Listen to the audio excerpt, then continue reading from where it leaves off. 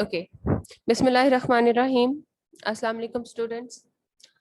Today we will do a tense that is present indefinite tense. ठीक है?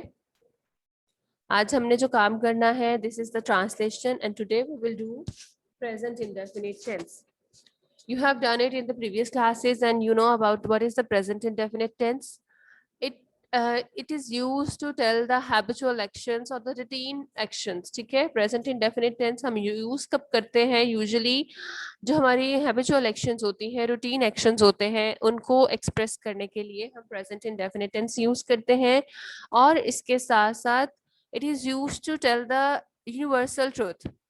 Universal truths जो होते हैं उनके लिए भी हम प्रेजेंट इंडेफिनिट टेंस यूज करते हैं. यूनिवर्सल ट्रुथ मींस कि जो चीज हमेशा हमेशा सच ही रहती है. जिस तरह sun rises from the east, वो हमेशा ईस्ट से ही सनराइज होगा, कभी भी वेस्ट से नहीं होगा. तो यूनिवर्सल ट्रुथ है. वाटर कलर इज ट्रांसपेरेंट, तो वो हमेशा ट्रांसपेरेंट ही रहेगा ना वाटर कलर, जो एक्चुअल वाटर कलर होता है. These are the universal truth. ठीक है? प्रेजेंट मीन मौजूदा, और इंडेफिनिट टेंस और प्रेजेंट इंडेफिनिट टेंस को अगर हम बात करें मिला के, तो present indefinite tense is used to refer a tense that is that we use to tell our habitual actions. ठीक है? जो हमारे habitual actions हैं, जो हम रूटीन के actions हैं, उनको परफॉर्म करने के लिए जो हम टेंस यूज करते हैं, that is present indefinite tense. ठीक है? अब किसी भी टेंस को स्टार्ट करने से पहले हमारे पास कुछ बेसिक स्टेप्स हैं. ऑब्वियसली सबसे पहले you have to identify that tense. आपको उर्दू सेंटेंसेस जब लिखे हुए होंगे और you have to translate that sentences, तो सबसे पहले आपने उसको आइडेंटिफाई करना है. आइडेंटिफाई का मतलब पहचानना है, रिकॉग्नाइज करना है कि ये टेंस कौन सा है. आपको उर्दू सेंटेंस पढ़ने के पता चलता है. ठीक है? तो उसकी आइडेंटिफिकेशन के लिए, हर टेंस की आइडेंटिफिकेशन के लिए there are specific words to identify the tense. Present indefinite tense में हम जो वर्ड्स यूज करते हैं, दैट इज ता है, ती है, ते है, या फिर हूं. ठीक है? ये वाले वर्ड्स हम यूज करते हैं टू आइडेंटिफाई द टेंस. अगर हमारे उर्दू सेंटेंस के लास्ट पे लिखा हुआ है ता है, हमने लास्ट वाले वर्ड्स चेक करने. ठीक है? उर्दू सेंटेंसेस के लास्ट वाले वर्ड्स पे अगर हमारे पास लिखा हुआ है ता है, या फिर एंड पे आ रहा है ती है, या ते है, या हूं, तो ये it mean it's are present indefinite tense. ठीक है? ता, ती, ते रिप्रेजेंट इंडेफिनिट टेंस, एंड है, हूं shows the tense, the action is going happening in the present time. ठीक है? ये है, हूं जो है, ये हमारा प्रेजेंट टाइम पीरियड को जाहिर कर रहा है, मौजूदा टाइम पीरियड को, यानी कि प्रेजेंट एक्शन है. और ता, ती, ते shows that it's an indefinite tense. तो हमारे पास लास्ट वर्ड्स आपने चेक करने होते हैं सेंटेंस के. उर्दू सेंटेंस के लास्ट वाले वर्ड्स चेक करने होते हैं. अगर लास्ट वाले सेंटेंस के एंड पे ता है, ती है, ते है, या हूं आ रहा है, it means it's a present indefinite tense. ठीक है? फर्स्ट स्टेप कंप्लीट हो गया, आपने आइडेंटिफाई करना है. उसके बाद जब आपने ट्रांसलेट करना है, तो ट्रांसलेट करने के लिए हमारे पास इसमें वो होते हैं, स्टेप्स होते हैं, डिफरेंट डिफरेंट अरेंजमेंट होती है. स्पेसिफिक अरेंजमेंट से हम इसको ट्रांसलेट करते हैं सेंटेंस को किसी भी. तो सबसे पहले हम क्या यूज करते होते हैं, जो हमारे पास स्पेसिफिक अरेंजमेंट होती है ट्रांसलेशन करने के लिए, we have to use the subject. सबसे पहले हमने क्या लिखना है? सब्जेक्ट. As for subject. ठीक है? सबसे पहले जब भी आपने ट्रांसलेट करना है सेंटेंस को, तो उर्दू सेंटेंस में से सबसे पहले you have to identify the subject. What is a subject? Subject means the doer of action. Subject means the doer of action. जो काम कर रहा है उसको हम सब्जेक्ट कहेंगे. डूअर ऑफ एक्शन को हम सब्जेक्ट कहते हैं. ठीक है?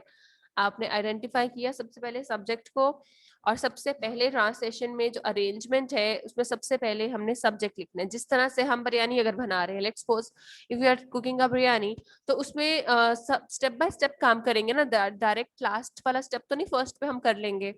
ऑब्वियसली पहले हम उसके लिए सब कुछ फ्राई करेंगे, प्रिपेयर करेंगे, उसके बाद स्टेप बाय स्टेप अरेंजमेंट में से उसको बनाएंगे. इसी तरह से ट्रांसलेशन में भी हमने उसको अरेंज करके लिखना होता है, ट्रांसलेट करना होता है. ये नहीं होता कि कोई भी वर्ड पहले लिख दें ट्रांसलेशन में. तो सबसे पहले हमने क्या लिखना है? सब्जेक्ट. उसके बाद क्या लिखना होता है? We have to use the अच्छा, और सब्जेक्ट हमारे क्या क्या हो सकते हैं?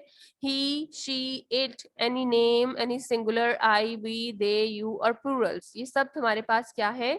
सब्जेक्ट्स हैं। उसके बाद we have to add the verb. Helping verb, इसमें सेपरेट कोई वर्ड नहीं होता, वैसे तो हम हेल्पिंग वर्ब ऐड करते होते हैं सब्जेक्ट के बाद, लेकिन इसमें कोई सेपरेटली हेल्पिंग वर्ब नहीं होता, बल्कि हम वर्ब के साथ ही इसमें एस और ईएस ऐड करते हैं। ठीक है, तो हमने यहाँ पे क्या ऐड कर दिया? वर्ब। सब्जेक्ट के बाद आया हमारे पास verb. Verb means the action. पहले हमने लिखना है डूअर ऑफ एक्शन। ठीक है, यानी कि सब्जेक्ट पहले होना चाहिए, उसके बाद वर्ब होना चाहिए। वर्ब की हमने, you know that we have the 3 forms of the verb. तो वर्ब में हमने कौन सी फॉर्म यूज करनी है? We have to use the first form of the verb, V1 use करना है। Simply we can say we have to use V1। ठीक है, V1 means the first form of the verb. Arrangement में हमारे पास क्या है? Subject, first form of verb, and then we have to add s or es। हमने क्या add करना है? s, es।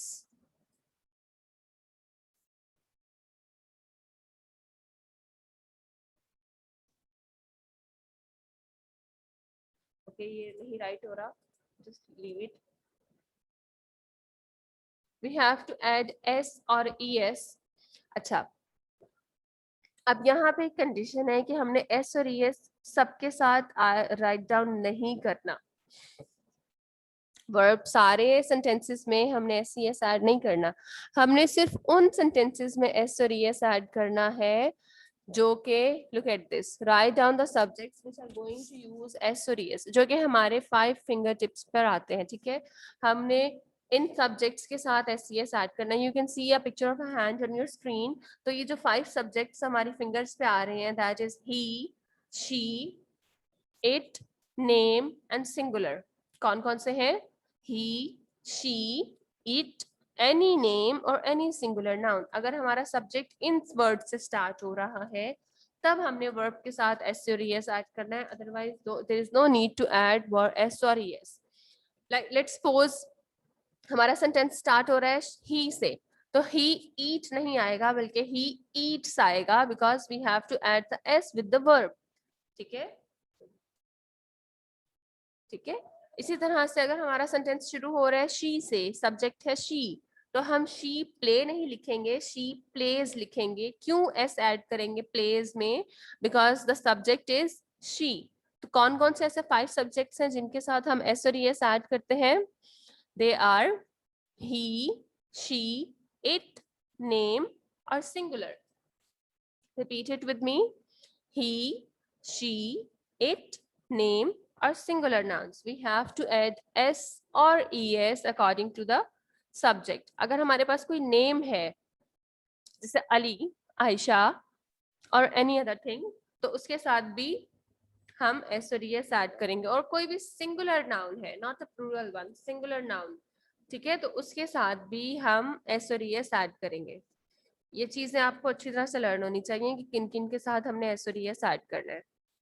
ओके, अब हम बात कर रहे थे अपने सेंटेंस स्ट्रक्चर की। हमने सब्जेक्ट यूज किया V1। V1 means the first form of verb और verb means the action word. ठीक है, verb means the action word.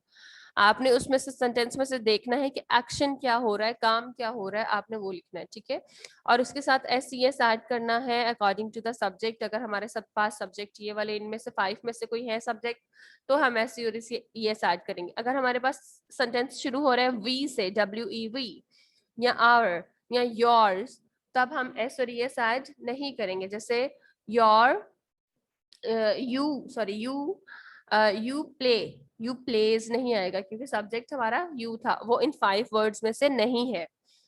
Okay, ठीक है, एस वर्ब हो गया। उसके बाद एस, यहाँ पर हमने हेल्पिंग वर्ब्स की, वैसे एस और एस को भी हम हेल्पिंग वर्ब ही कंसीडर करते हैं। ठीक है, हमने एस सी एस ऐड कर दिया। एस सी एस क्योंकि कोई सेपरेट वर्ड नहीं है, इसलिए हमने उसको वर्ब के साथ ऐड किया है। ठीक है, और फिर हमने ऐड करना है ऑब्जेक्ट। क्या लिखना है लास्ट पे? हमने ऑब्जेक्ट लिखना है। क्या लिखना है? Object. Object means the receiver of action. Object means the receiver of action, यानी कि जो हम काम कर रहे हैं, जो एक्शन हो रहा है, वो एक्शन कौन रिसीव कर रहा है। जैसे Ali plays football, who is the doer of action, काम कौन कर रहा है, कौन प्ले कर रहा है, अली। काम क्या है, अली कर क्या रहा है, अली प्लेज, और वो क्या प्ले कर रहा है, उसका प्ले करने का जो एक्शन है वो क्या है, फुटबॉल। तो फुटबॉल क्या हुआ, ऑब्जेक्ट हुआ। ठीक है, ये हमारे पास सेंटेंस अरेंजमेंट हो गई। Okay, now look at this, subject doer of action, subject क्या है, डूअर ऑफ एन एक्शन। और सब्जेक्ट हमारे पास कौन कौन से हो सकते हैं, he, she, it, name, singular, I, we, they, you, plurals. लेकिन हमने इन 5 के साथ ऐड करना है एस और यस, और रिमेनिंग के साथ हमने एस और यस ऐड नहीं करना। नेक्स्ट हमारे पास वर्ब, वर्ब क्या है, verb means the action. Examples write, talk, speak, live, fly, learn, these are the actions. ठीक है, और ऑब्जेक्ट क्या है, that receives an action, object जो एक्शन रिसीव कर रहा है उसको हम ऑब्जेक्ट कहते हैं।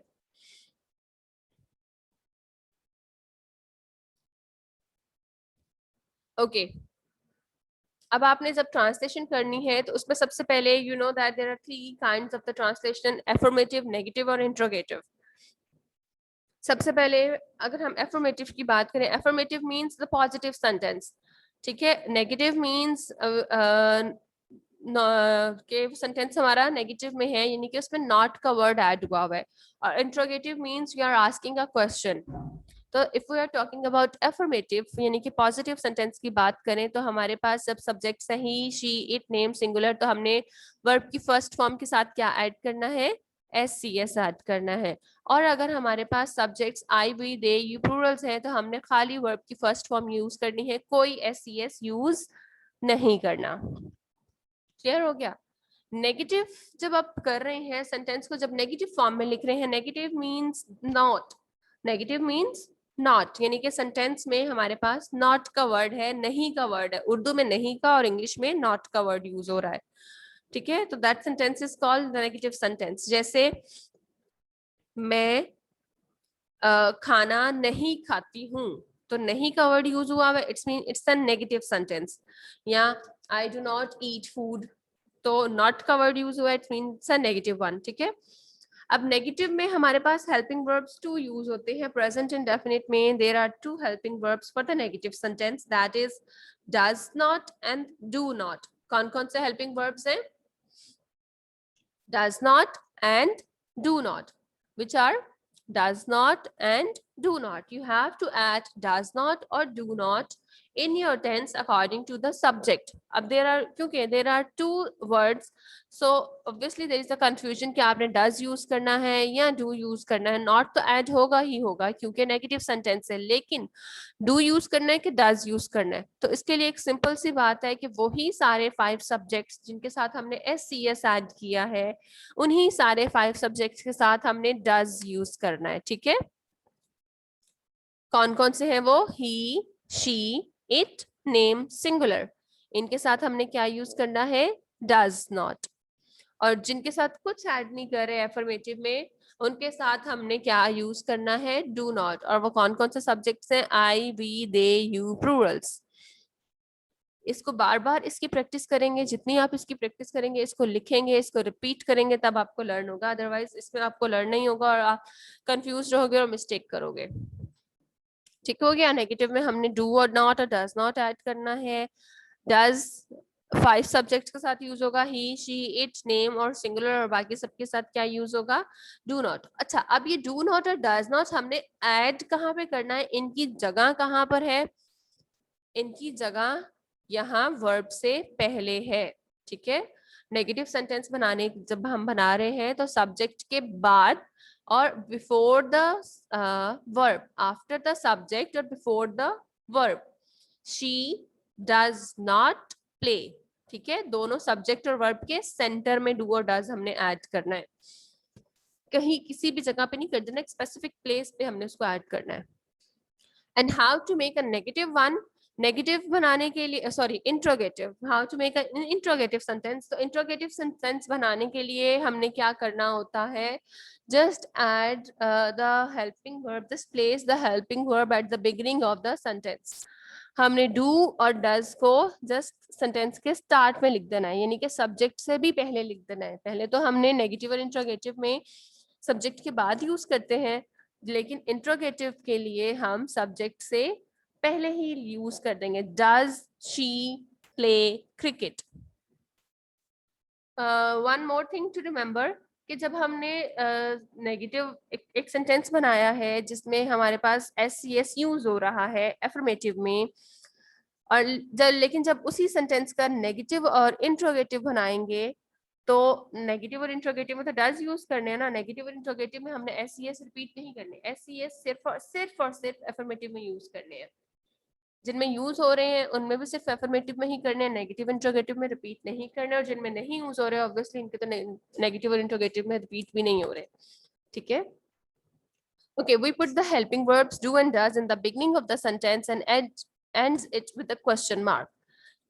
Obviously it's an interrogative sentence, so without question mark our interrogative sentence is incomplete. तो आपने लास्ट में क्या पुट करना है, interrogative sentence. Now let's start the translation. और अगर आपकी कोई भी confusion है तो वो translation से clear हो जाएगी. The first sentence is Naseema अपनी माँ को खत लिखती है। आपको कुछ नहीं पता, आपने सारे स्टेप्स याद रखने हैं। फर्स्ट स्टेप क्या है, identification. First step is identification. Identification में हमारे पास इसके एंड पे क्या है, हमने last, you have to check the last words, इसके लास्ट पे क्या आ रहा है, टी है। तो टी है किस टेंस में यूज होता है, प्रेजेंट इंडेफिनिट टेंस में। वेरी गुड, टी है किस टेंस में यूज होता है, प्रेजेंट इंडेफिनिट टेंस में। आपको पता चल गया, you know that it's a present indefinite tense. आपको सेंटेंस पढ़ के पता चल गया कि it's a present indefinite tense. ये चीज तो क्लियर हो गई कि प्रेजेंट इंडेफिनिट टेंस। अब उसकी अरेंजमेंट आपको लर्न होनी चाहिए कि अरेंजमेंट क्या है, किस तरह से आपने अरेंज करना है। सबसे पहले सब्जेक्ट होना चाहिए, उसके बाद वर्ब होना चाहिए, एस ऐड करना है हमने, और उसके बाद ऑब्जेक्ट आना चाहिए, ऐसा ही है। और नेगेटिव इंट्रोगेटिव में हमने क्या इसमें ऐड करने हैं, डू और does. Okay, so let's check it. इसमें डूअर ऑफ एक्शन कौन है, सब्जेक्ट हमने सबसे पहले लिखना होता है। ट्रांसलेशन में सबसे पहले हम क्या लिखते होते हैं, सब्जेक्ट। तो doer of, subject means the doer of action. इसमें कौन काम कर रहा है, फर्स्ट सेंटेंस में कौन काम कर रहा है, यस, नसीमा काम कर रही है। ठीक है, तो नसीमा हम स्टार्ट में लिख देंगे, नसीमा इज द सब्जेक्ट। अब जस्ट चेक इट कि नसीमा उन 5 वर्ड्स में से है जिनके साथ हमने एस और एस यूज करना है। नसीमा इज द नेम ना, तो चेक इट आउट कि ये उन 5 में से है जिनके साथ हमने एस यूज करना है। Check it out, he, she, it, name और सिंगुलर। तो ये नेम है ना, तो इसके साथ हम क्या ऐड करेंगे फिर, एस और एस। ये उन 5 सब्जेक्ट्स में से एक है जिनमें से हमने एस और एस ऐड करना है। ठीक हो गया, तो नसीमा, उसके बाद हमने सब्जेक्ट लिख लिया। अब सब्जेक्ट के बाद हमने लिखना होता है वर्ब। अब Naseema, verb means the action, Naseema क्या कर रही है इसमें, नसीमा क्या काम कर रही है, नसीमा लिख रही है, लिखती है। तो लिखना इज आवर वर्ब, तो लिखने की इंग्लिश क्या होगी, राइट। लेकिन यहाँ पर एस ऐड हुआ है, ये एस क्यों आया है, वैसे तो नसीमा सिर्फ राइट कर रही है, लेकिन ये एस क्यों आया है, क्योंकि सब्जेक्ट जो था इट्स अ नेम और we have to add S with the verb. तो नसीमा राइट्स, अब क्या लिख रही है, write, what she writes, she writes a letter. वो क्या लिख रही है, उसका जो लिखने का एक्शन है वो क्या है, शी राइट्स अ लेटर। ठीक है, और किसको लिख रही है, to her mother. Naseema, Naseema writes a letter to her mother. ठीक है, Naseema writes a letter to her mother, अपनी माँ को, हर मदर। ठीक है, अब क्योंकि, अच्छा एफर्मेटिव हो गया, अब हमने करना है इसका नेगेटिव वन। नेगेटिव के लिए कैसे, नसीमा अपनी माँ को खत नहीं लिखती है। नहीं का वर्ड यूज हुआ है, तो it's mean it's an interrogative negative sentence. और आइडेंटिफिकेशन चेक की है, ती है तो प्रेजेंट इंडेफिनिट है और ये नेगेटिव फॉर्म में है। तो what you have to do, you have to add do और डज। इसमें हमने क्या ऐड करना है, डू और डज। अब क्योंकि दो वर्ड्स हैं तो अब अपन इसमें डू ऐड करना है या डज ऐड करना है। किस तरह से पता चलेगा कि इसमें डू ऐड करना है और डज ऐड करना है? अच्छा, पहली बात तो जो रूल है वो यही कि ये जो 5 सब्जेक्ट्स हैं जो हमने यहाँ पे हैंड के पिक्चर में यूज किए हुए हैं, he, she, it, name, singular, इनके साथ हमने एस सी एस ऐड करते होते हैं और इन्हीं के साथ हमने डज यूज करना है। ठीक है, नेगेटिव इंट्रोगेटिव में डज और एफर्मेटिव में एस सी एस। जो रूल के थ्रू याद रखना है वो तो ये चीज है, लेकिन अगर आपको याद नहीं रहता तो मैं आपको एक ट्रिक बता देती हूँ कि आपने किस तरह से याद रखना है कि अगर आपका एफर्मेटिव सेंटेंस जो है वो वर्ब में एस आ रहा है ना, तो आपने नेगेटिव और इंट्रोगेटिव में भी डू और डज में से वो वाला वर्ड लेना है जो कि एस पर एंड हो रहा है। डू और डज में से कौन सा वर्ड एस पर एंड हो रहा है, डज। तो आपने इसमें क्या यूज करना है, डज। ये वैसे तो ये तरीका नहीं है लर्न करने का, लेकिन टिप्स हैं, ट्रिक्स हैं कि किस तरह से आप लर्न कर सकते हो। ठीक है, तो आप इस तरह से भी कर सकते हो। तो हमने अब नेगेटिव बनाने के लिए हम क्या करेंगे, नसीमा सब्जेक्ट वही सबसे पहले आएगा स्टार्टिंग पे। नसीमा, नसीमा के बाद हमने क्या ऐड करना है, हेल्पिंग वर्ब। हमने कहा था कहाँ पे ऐड करने हैं, before the verb, after the subject, before the word, in the middle of subject and verb. तो हम क्या लिखेंगे, Naseema does not, obviously negative sentence है तो नॉट तो लिखेंगे ही, नसीमा डज नॉट। अब यहाँ पर हमने राइट ही लिखना है, यहाँ पर राइट्स नहीं लिखना, क्योंकि नेगेटिव और इंट्रोगेटिव में एस सी एस ऐड नहीं करना। एस और एस हमने सिर्फ और सिर्फ एफर्मेटिव में ही ऐड करना होता है। ठीक है, नेगेटिव और इंट्रोगेटिव में कोई भी सब्जेक्ट कुछ भी है, आपने वर्ब की फर्स्ट फॉर्म ही लिखनी है, उसके साथ कुछ एडिशन नहीं करना।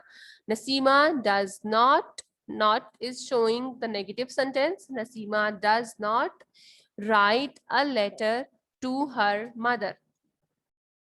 ठीक है, and don't forget to punctuate the sentence. If you don't do this, you will lose your mark. Full stop add करना है you at the end of the sentence, और interrogative में you have to add the question mark. और इसका interrogative sentence देखें, क्या नसीमा अपनी माँ को खत लिखती है, उर्दू के लास्ट में भी क्वेश्चन मार्क है और इंग्लिश के लास्ट में भी, ट्रांसलेशन में भी क्वेश्चन मार्क है, और क्वेश्चनिंग कर रहे हैं इसलिए ये क्या का वर्ड यूज हुआ है। ठीक है, तो नेगेटिव और इंट्रोगेटिव दोनों में हमने डू और डज यूज करना, डज यूज करना होता है, डू और डज। तो इसमें हम डू और डज में से क्या यूज करने वाले हैं, डज, क्योंकि नसीमा उन 5 सब्जेक्ट्स में से एक है जो कि हम के साथ डू डज यूज करते हैं।